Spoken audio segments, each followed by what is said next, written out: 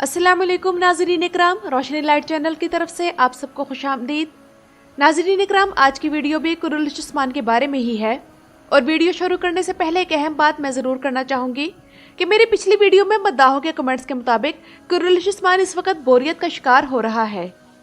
और उन कमेंट से ये अंदाज़ा होता है कि बार बार उन्हीं वाक़यात की रेपिटिशन ने मद्दाहों का इंटरेस्ट कम कर दिया है और इस वक्त शदीद ज़रूरत है कि ड्रामे में कोई नया किरदार या उस्मान बे का कोई तारीख़ आल्प शामिल किया जाए, क्योंकि नया विलन तो नाइमान की सूरत में आ चुका है, लेकिन तारीख़ी जंगजुओं में से किसी की एंट्री ज़रूरी है। और दूसरी बात यह कि अब फतूहात की तरफ तवज्जो दी जाए। एक ही किले को बार बार क्यों फतह किया जा रहा है? और शायद मैं इन कमेंट्स की तरफ तवज्जो ना देती अगर इस बार अल्परसलान की किस्त ना देख लेती। कोई भी सीन स्किप करने के काबिल नहीं था। हर सीन की अपनी जगह अहमियत थी और तजस्सुस भी ड्रामे में भरपूर था। तो जाहिर सी बात है कि हम में से वो सब जिन्हें कुर्रलिश उस्मान से एक दिली लगाव दिल शारतरुल की वजह से है, तो इनके जहन में आता है कि कुर्रलिश उस्मान में फिर ये अट्रैक्शन क्यों नहीं है, जिसकी तारीख का एक बड़ा हिस्सा आज भी किताबों की सूरत में मौजूद है। और किस्त नंबर 118 और 119 के हवाले से आप लोगों को इतला देती चलूँ कि आने वाली इन किस्तों में आप लोगों को कुर्रलिश उस्मान के हवाले से एक्साइटिंग सिनेरियोज देखने को मिलेंगे, जो कि महमद बोजदैक के जादुई कलम का शाहकार होंगे। थोड़ा इंतजार करें और नए किरदार आने वाले हैं, जबकि पुराने किरदार जाने वाले हैं और एक नए दौर का आगाज होने वाला है। तो नए ट्रेलर के मुताबिक आने वाली किस्त के वाकयात कुछ इस तरह होने जा रहे हैं। आखिरकार आग तैमूर और आल चचक की शादी होने वाली है, लेकिन क्या ये शादी खैरियत से हो जाएगी? फ्रिक का बाला के हाथों खात्मा, उस्मान बे का अपनी फौज को दोबारा इकट्ठा करना और एनागोल की फतह, ओक्तम बे की शहादत और उस्मान के बेटों के साथ क्या होगा? और सल्जूकी सल्तनत जो इस वक्त दो तरफ से आग में घिरी हुई है और इसका अंजाम भी नज़दीक है, जो कि जाहिर है कि इस आलिशान सल्तनत का खात्मा ही होगा। तो एक आग मंगोलों का गजब है और दूसरी आग उस्मान बे का सुल्ताना के खिलाफ गम गुस्सा है। तो अब सुल्ताना का अगला प्लान क्या होगा? और उलूफ का नाइमान के हुक्म से यानी शहर पर हमला। और इस सीजन में उस्मान बे का जो लुक और गेटअप है, उस हवाले से भी एक अहम और ख़ास बात आप लोगों के साथ मैं आज इस वीडियो में करना चाहूँगी। तो नाज़रीन इकराम, आल चचक और आग तैमूर की शादी की वाइब्स हमें पिछली किस्त में ही इकट्ठे मिलकर खाना खाने वाले सीन में मिल चुकी हैं, लेकिन अगर तो एनागोल की फतह से पहले इनकी शादी हो जाती है तो इम्कान करीब है कि खैरियत से हो जाएगी। वरना अगर एनागोल की फतह के बाद शादी हुई तब तो ओक्तम बे की शहादत की वजह से ये शादी कहीं फिर से न मुलतवी कर दी जाए। और अगली किस्त के ट्रेलर में मंगोल किसी किले पर हमला कर रहे हैं, तो क्या वो किला एनागोल है या फिर मरमराजिक? और क्या नाइमान ओक्तम बे की गैर मौजूदगी में मरमराजिक पर हमला कर देगा या फिर ये एनागोल है? तो नाज़रीन इकराम, मेरे ख्याल में ये मरमराजिक किला ही है। एनागोल किला तो पहले ही नाइमान के इत्तेहादी उलूफ के कब्जे में है, तो नाइमान को एनागोल पर हमला करने की क्या जरूरत है? और ओक्तम बे की शहादत एनागोल की फतह के दौरान होगी या फिर मरमराजिक में? तो नाज़रीन इकराम, इसी हवाले से लगता है कि अब की बार पहली बार होगा कि मंगोल किसी किले पर हमला करेंगे।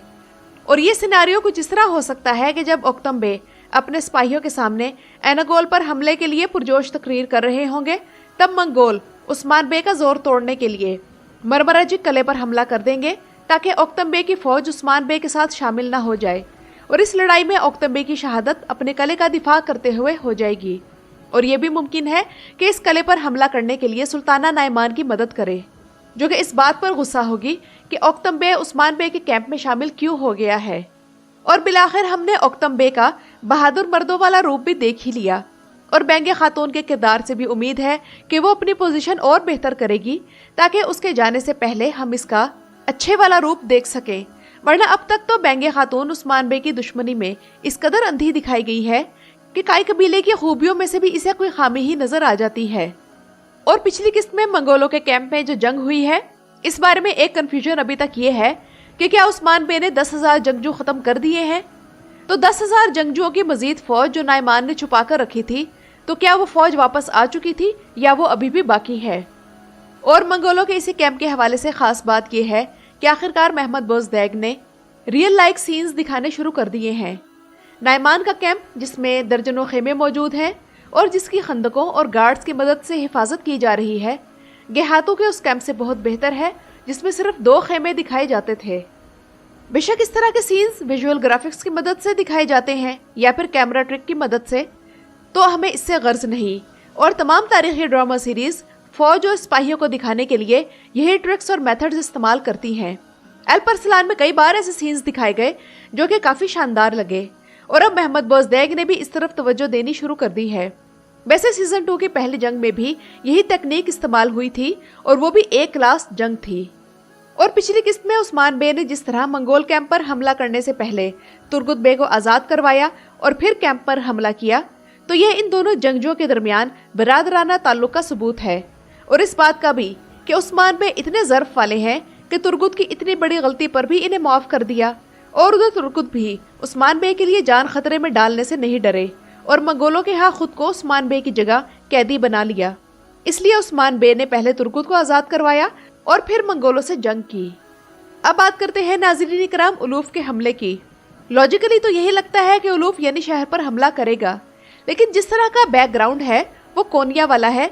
जब उस्मान बे ने सुल्तान मसूद को फरार करवाया था और अलाउद्दीन को आजाद करवाया था, तो क्या नाइमान उलूफ को कोनिया पर हमला करने भेजेगा ताकि सुल्तान अलाउद्दीन को कत्ल किया जा सके?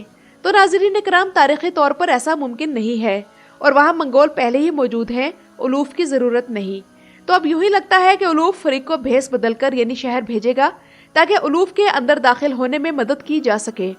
और वहीं उलूफ के हमले के दौरान फरीक अलाउद्दीन और ओरहान को कत्ल करने की कोशिश करेगी।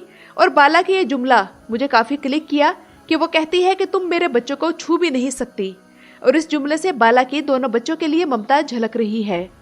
और नाज़रीन इकराम आखिर में मैं आप लोगों से एक अहम बात ये करना चाहूंगी कि उस्मान बे और उनके जंगजुओं ने तुर्कों की रवायती आर्प्स वाली टोपी पहनना क्यों बंद कर दी है, और ये दूसरे सीजन से हो रहा है। पहले सीजन में उस्मान, बोरान, कोनोरैल्प, सामसा चाउश यानी कि हर एक के सर पर यह टोपी होती थी, और उस्मान बे की लुक भी इस सीजन में काफी मॉडर्न टच दे रही है।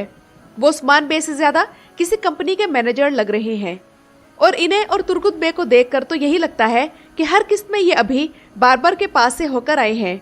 मतलब इनका हेयर कट भी मॉडर्न है। जबकि उस्मान बे जब यानी शहर में सरदारों से मुलाकात करते हैं तो सरदारी वाली पगड़ी भी इनके सर पर नहीं होती। तो नाज़रीन इकराम मुझे ये सब काफी अजीब लग रहा है। अब कुछ लोग कहेंगे कि पगड़ी सरदारों के लिए होती है जबकि टोपी आल्प्स के लिए। तो याद करें कि सुलेमान शाह जब दिरले शारतुल में सरदार थे तब वो टोपी और पगड़ी स्विच करते रहते थे, यानी कि आम दिनों में वो सर पर आल्प्स वाली टोपी रखा करते थे और जब सरदारों का जिरगा बुलाया जाता था तब उनके सर पर पगड़ी हुआ करती थी। इसी तरह एर्तुगरुल गाजी भी सीजन 2 से ही सरदार थे, लेकिन सर पर कुछ न कुछ जरूर पहना होता था।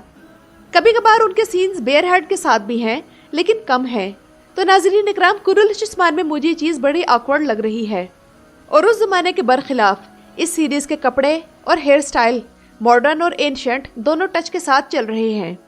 और जहाँ तक रही सरदारी वाले लिबास की बात, तो सरदारों वाला लिबास सिर्फ खास मौक़ों पर ही पहना जाता है, मसलन दीवान बुलाया जाए या फिर कोई तकरीब हो या कोई ऑफिशियल विजिट हो वगैरह। प्राइवेट मीटिंग्स में भी हर वक्त शाही लिबास या सरदारी वाला लिबास नहीं पहना जाता। लेकिन ये बात बड़ी अजीब थी कि करासी बे, याकूब बे और जानदार बे से जब भी मुलाकात हुई तो उनके सर पर तो पगड़ी थी, लेकिन उस्मान बे के सर पर कुछ नहीं था। यानी बिल्कुल ऐसा लग रहा था कि जैसे वो कोई नॉर्मल आदमी हो, और वो तुर्क सरदार कहीं से भी नहीं लग रहे थे। तो ये खामी मैंने कुरुल-ए-शिस्मान में नोट की और आप लोगों के सामने रख दी। आप लोग मेरी इस बात से किस हद तक मुत्तफिक हैं मुझे कमेंट्स में ज़रूर बताइएगा। मेरे चैनल पर आने का शुक्रिया।